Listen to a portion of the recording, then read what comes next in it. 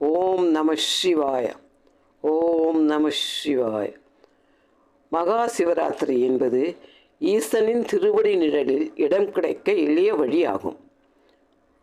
மகா சிவராத்திரி விரதம் எப்படி இருக்க வேண்டும் என்பதை தெரிந்து கொண்டு விரதம் இருக்க நாம் வழிபாடு அனைத்தும் நிறைவேறும்.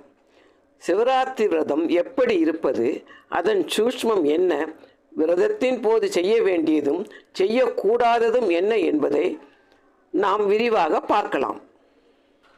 நாம் எந்த விரதம் இருந்தாலும் அதற்கான பலன்கள் என்ன, எப்படி இருக்க வேண்டும் என தெரிந்து கொண்டு விரதம் இருப்பது நல்லது. அந்த வகையில் சிவராத்திரி தினத்தில் எப்படி விரதம் இருந்தால் சிவனின் அருள் பரிபூர்ணமாக நமக்கு கிடைக்கும் என்பதை பார்க்கலாம். ஆண்களுக்கு ஒரே ராத்திரி சிவராத்திரி, அம்பாளுக்கு 9 ராத்திரி நவராத்திரி. சிவராத்திரி தினத்தில் முழு விரதம் இருந்து வழிபடக்கூடிய உன்னதமான நாளாகும். சிவராத்திரி தினத்தன்று காலையில் எழுந்ததும் வீட்டை சுத்தம் செய்து குளித்துவிட்டு நெற்றி நிறைய திருநீறு அணிந்து பஞ்சாட்சரம் என்ன சொல்லக்கூடிய ஓம் நம சிவாய எனும் நாமத்தை கூறி நாம் சிவலிங்கத்தை வைத்து வழிபாடு செய்து வருகின்றோம் என்றால் சிவலிங்க பூஜை செய்ய வேண்டும். நித்திய பூஜை செய்பவர்கள் அதை செய்யலாம். சாதாரணமாக கடவுள் படங்கள் வைத்து வழிபடுவர்கள் அந்த வழிபாட்டையும் செய்யலாம். காலையில் நாம் பூஜை அறையில் விளக்கேற்றி 2 வாழைப்பழம், வெற்றிலை பாக்கு, 1 டம்ளர் பால் நைவேத்தியமாக வைத்து வழிபட்டு தேவாரம், திருவாசகம் உள்ளிட்ட சிவன் பாடல்கள் என்னவெல்லாம் தெரியுமோ அதையெல்லாம் படிக்கலாம். அதோடு ஓம் நம சிவாயா என்னும் மந்திரத்தையும் உச்சரிக்கலாம். அன்றைய தினம் காலை, மதியம், இரவு என 3 வேளையும் சாப்பிடாமல் இருந்து இரவில் கண் விழிக்க வேண்டும். அப்படி முழு நாளும் உணவு எடுத்துக்கொள்ளாமல் இருக்க முடியாது, உடல் நல பிரச்சனை உள்ளவர்கள், கர்ப்பிணிகள் பழத்தை சாப்பிட்டு விரதம் இருக்கலாம். உணவு எடுக்காமல் இருக்க முடியாது என்பவர்கள் முடிந்தவரை அன்றைய ஒரு நாளாவது நாம் சமைத்த உணவுகளை எடுத்துக்கொள்ளாமல் பழங்கள், அவல் உள்ளிட்டவற்றை எடுத்துக்கொள்ளலாம். அதில் தவறே இல்லை. தண்ணீர், பழச்சாறும் அருந்தலாம். சிவராத்திரி தினத்தில் நாம் வீட்டில் பூஜை செய்வதோடு இரவில் வீட்டில் சிவலிங்கத்திற்கு 4 ஜாம பூஜை செய்து வழிபடலாம். அல்லது கோயிலுக்கு சென்று அங்கு சிவலிங்க செய்யப்படும் அபிஷேகம் ஆராதனையில் கலந்து கொள்ளலாம்.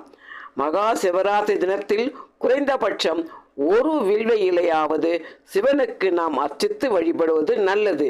இது முன் வினையையும் இந்த பிறப்பின் வினையையும் அறுக்கும் வல்லமை வாய்ந்ததாகும்.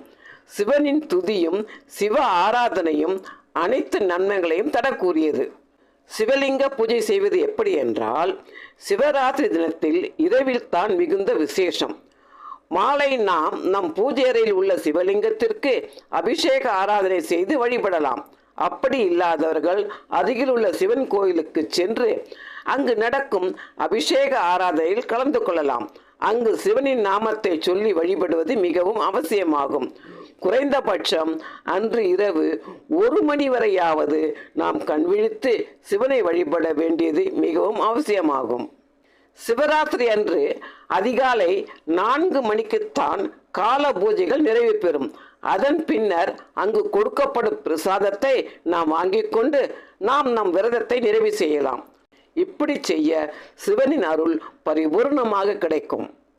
மேலும் சிவராத்திரிக்கு மறுநாள் பொழுதிலும் நாம் உறங்கக்கூடாது. நாம் உணவை எடுத்துக்கொள்ளலாம், ஆனால் உறங்குவது தவறு. அன்று மாலை நாம் பூஜை அறையில் தீபமேற்றி வழிபட்டு இரவு 8 மணிக்கு மேல் உறங்கலாம்.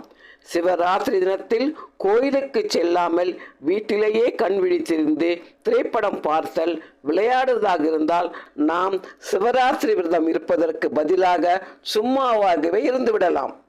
நாம் இரவில் வீட்டிலேயே இருக்க விரும்பினால் சிவலிங்கத்திற்கு 4 ஜாம பூஜை அபிஷேகம், ஆராதனை, அலங்காரம் செய்து வழிபாடு செய்து தேவாரம், திருவாசகம், சிவபுராணம், பெரிய புராணம் உள்ளிட்ட சிவன் பாடல்களை படிக்கலாம்.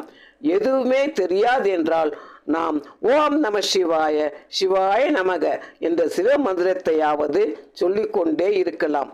சிவராத்திரி விரதம் மேற்கொண்டு சிவனை வழிபட்டால் வாழ்வில் செல்வம், ஞானம், புகழ், நாம் எண்ணிய உயர்ந்த வாழ்க்கை, குடும்ப ஒற்றுமை, குழந்தைகளின் சிறப்பான வளர்ச்சி என அனைத்து வகையான செல்வங்களையும் நாம் பெறலாம். ஓம் நம சிவாய. ஓம் நம சிவாய.